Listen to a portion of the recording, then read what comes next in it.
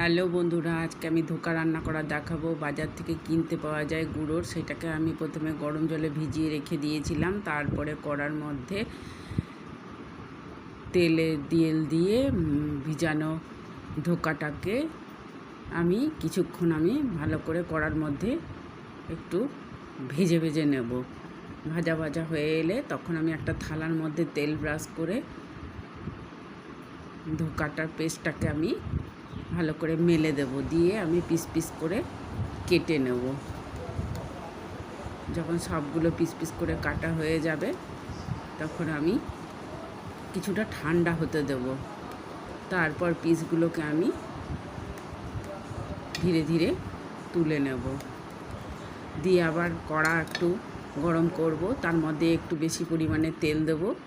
তেলটা গরম হয়ে এলে তখন আমি ধোকার ওই পিসগুলোকে একটা একটা করে ভালো করে লাল লাল করে ভেজে নেব। সবগুলো যখন ভাজা হয়ে যাবে তখন আমি একটা পাত্রের মধ্যে সবগুলোকে আমি তুলে নিলাম। এবারে কড়ার মধ্যে তেল দিয়ে পিস পিস করে আলু কেটে রেখেছিলাম, সেইটা ভালো করে ভেজে নিলাম।